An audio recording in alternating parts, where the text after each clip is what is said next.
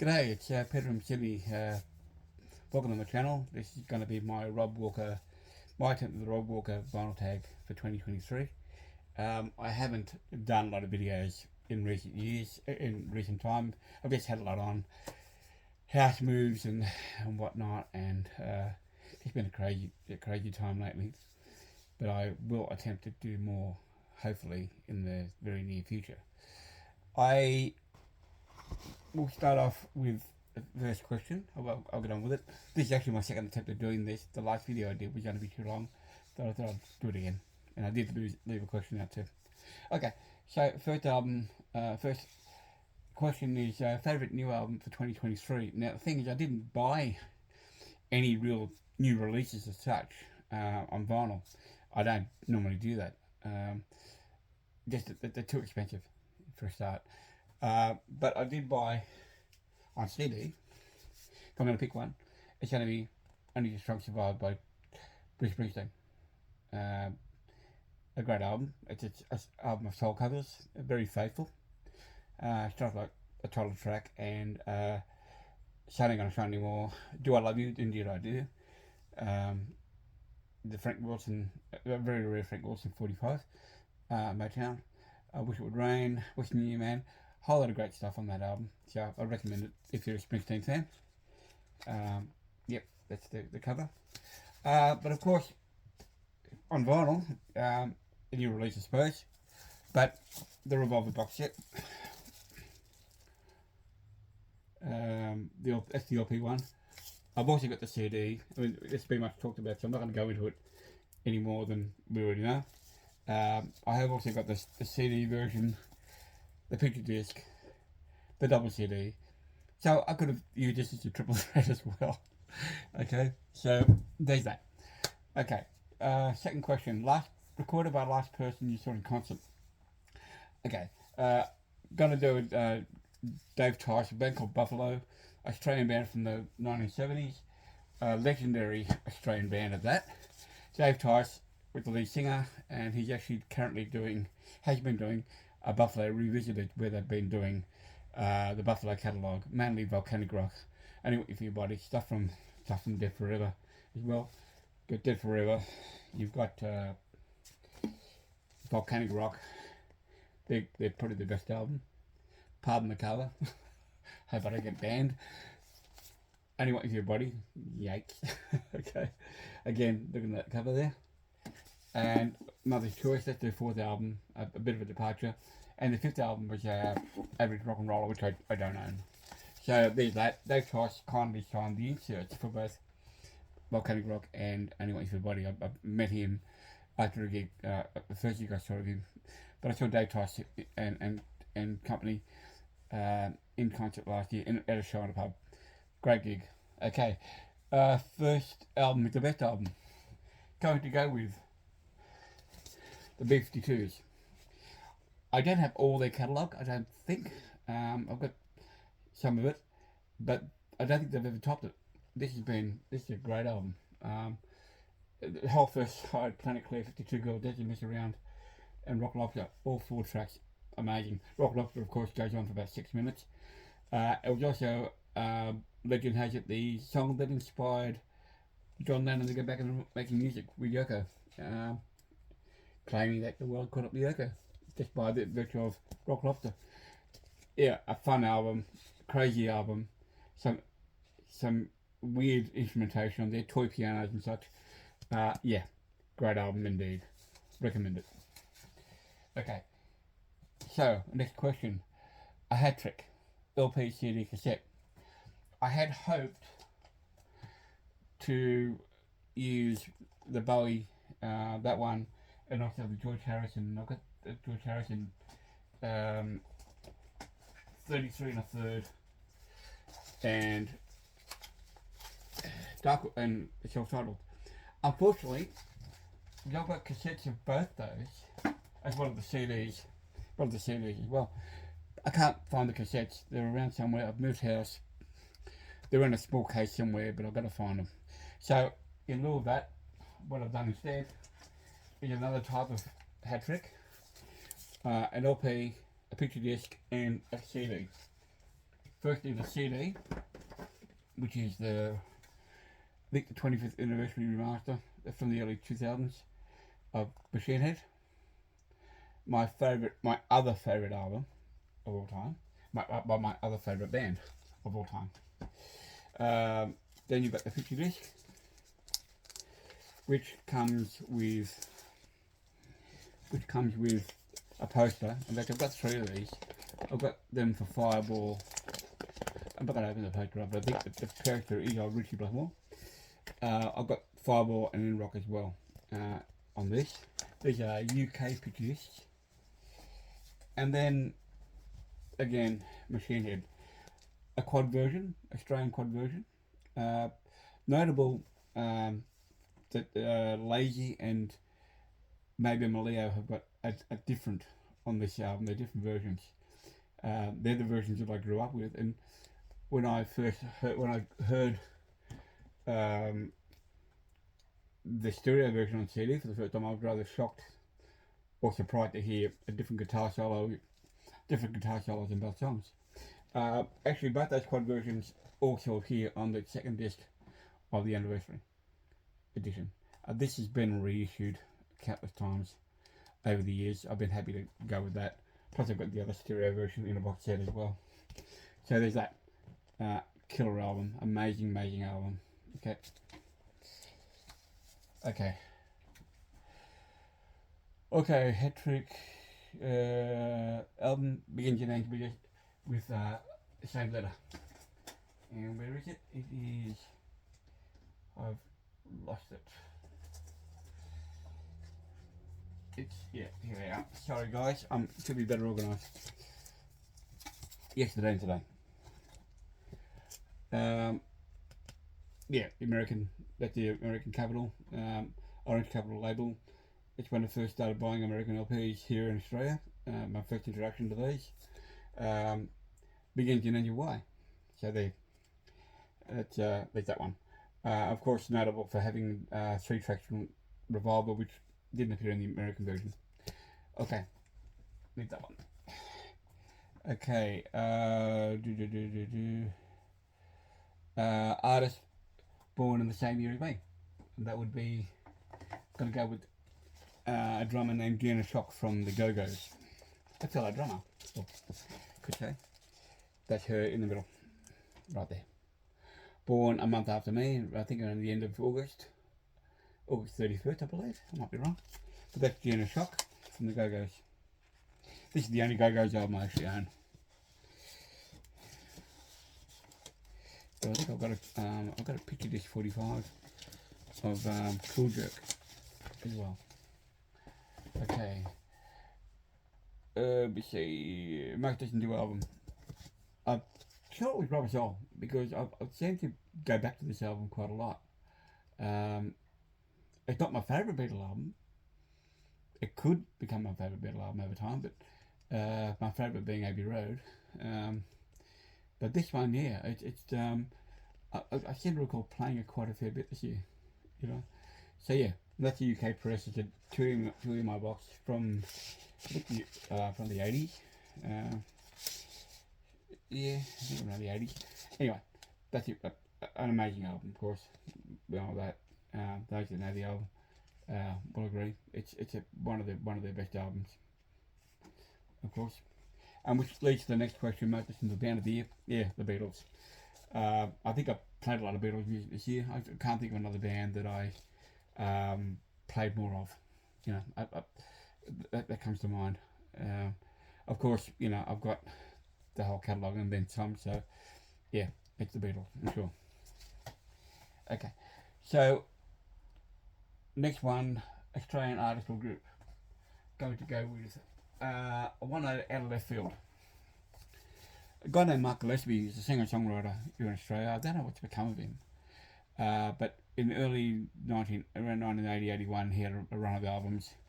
So the early 80s. That's probably the best album of his, Only Human by Mark Gillespie. I've got this on CD as well. Great album. I was introduced to this by my best mate, and yeah, it's just a tremendous album. by the guy. Notable, there's the late Ross Hannaford from Daddy Cool played guitar on this as well. Gillespie also had 2 other albums, Sweet Nothing and Ring of Truth. That I know of. I think there may have been 1 or 2 further ones on top of that. I don't know offhand. But yeah, the great album. The first one particularly. Alright, next one. Okay, so surprising purchase. I have bought a lot of, I've had a few hauls. I've got into classical music in recent time, and so my classical section has grown exponentially over the last year or so. But among those, sometimes you get other things thrown in, and that was a surprise. It's an album by a group of nuns, songs written by Sister Miriam I'll say that again. Sister Miriam Therese Winter. Okay? A singer-songwriter, apparently. She was part of a group of in a medical mission, the group of medical mission sisters. Apparently they were based outside of Philadelphia, but they've all since been dispersed. Christian music, sure, but sung in a nice, simple way. No attempt to rock it up, no attempt to do anything other than be what it's supposed to be, right? That thing used to rankle me about, I used to go to church, and when they attempt to do these rock masses, they try and make them relevant to the youth. Well, cringeworthy, nice album, actually, surprisingly nice. Some of the songs were actually, some of the hymns were familiar to me in my youth, in my church going days. But yeah, quite a pleasant album indeed. Okay, George Rain, complete catalogue. Okay, so having researched this, the numbers. I've got complete catalogue. The Beatles, Deep Purple, any number of different people I could have picked. I mean, the Beatles would have been an obvious one, of course. And when you call complete catalogue, I'm talking about the core catalogue of the core catalogue. Okay, like in the case of the Beatles, not just like American and everything else. In this particular case, I've gone with the numbers, which is simpler as well. They've got 2 albums plus a compilation called Numerology, which came out back in 2007. Actually, it's been quite a while since they came out. Asset Music reissued that. That covered their years 79 to 82, but they released 2 albums and a few singles between 79 and 82. That was their debut. I saw the numbers in gigs a few times. They particularly in pubs around Sydney, more so Strada Motoring, the old Strada Motoring over at Cremorne at Sydney North Shore.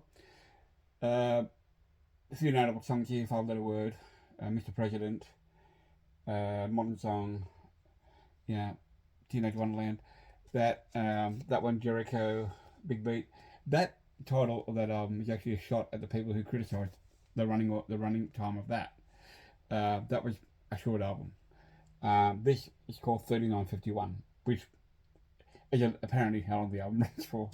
Okay, they were a trio, brother and sister, Annalise and Chris Morrow. Both turned up in another group called the Maybe Dolls I think in the 90s. I've got the CD. That was kind of short-lived as well. The album was produced, I believe, by Graham Bidstrup. Buzz Bidstrup from the Angels, the drummer from the Angels, Party Boys, I think Ganga Gang as well. But yeah, that's those 2 albums, the numbers. Okay. Numbers. Okay, Great Runner 3. Could have gone with any number of different bands. Going to preface this by saying that there's actually a live album in this run, and I'm not going to count the live album. But I'm going to go Bowie, Diamond Dogs, Young Americans, and Station to Station, my favourite Bowie album.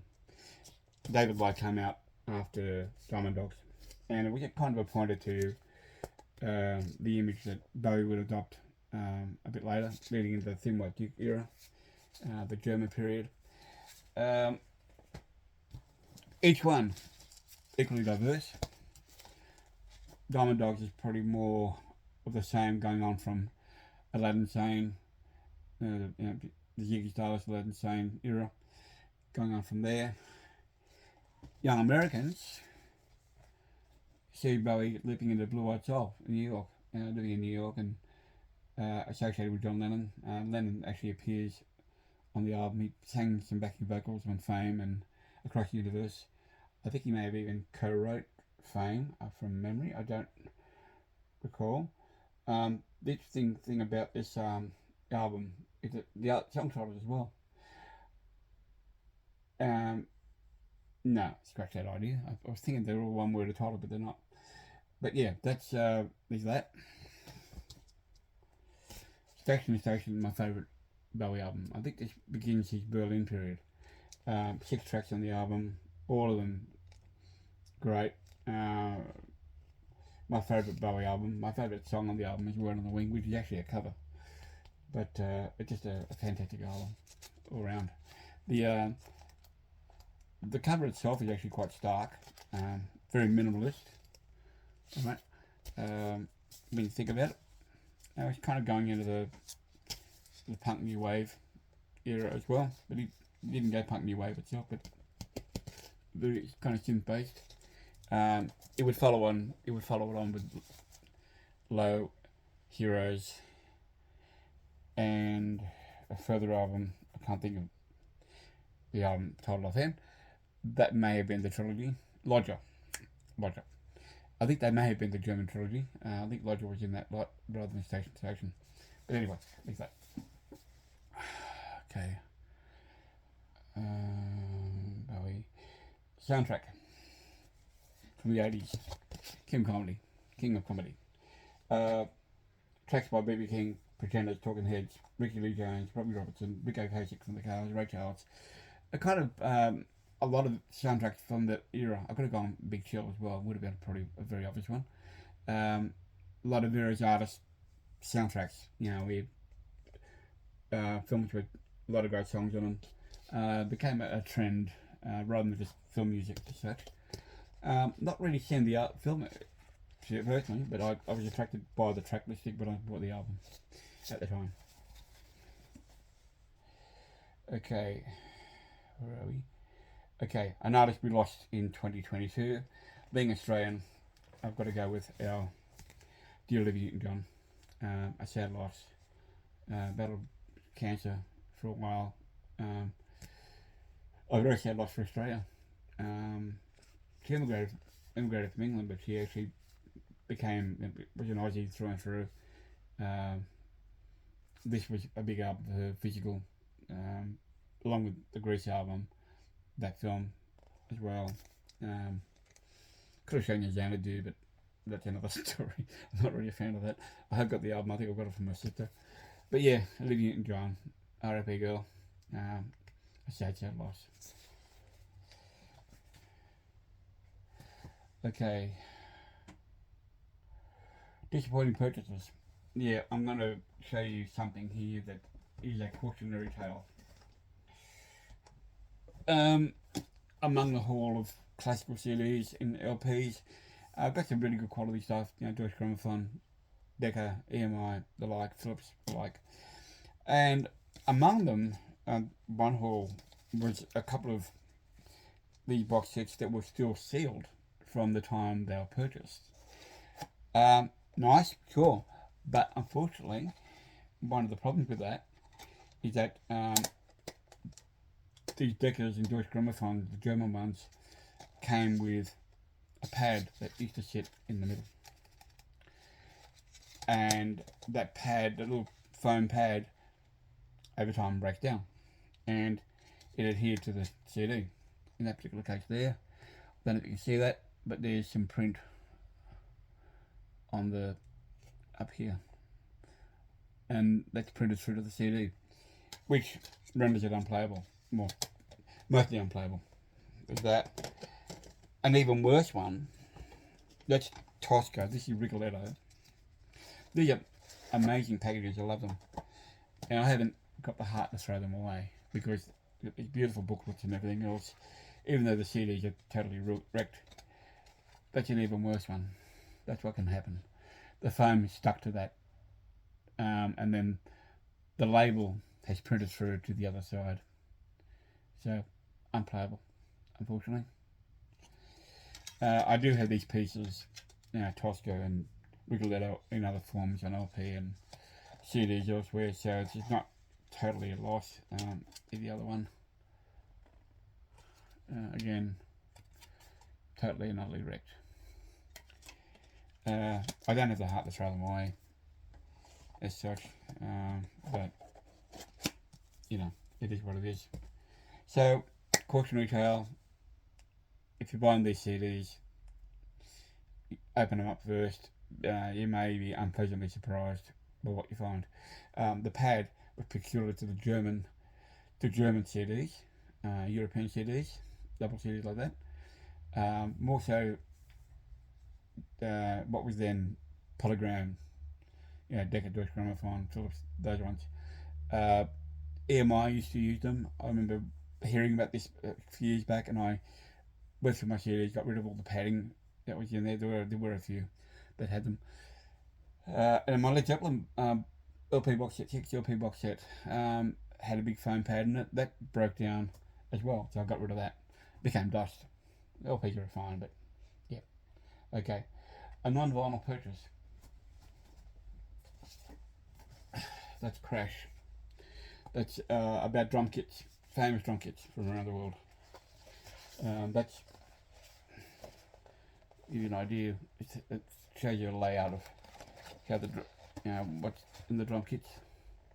That's his drum kit there. Drum kits from Neil Peart and I think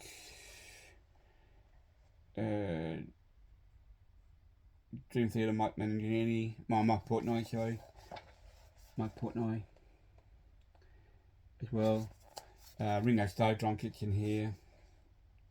Van Halen, Zach Starkey.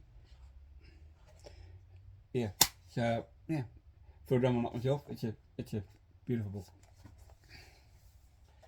Okay,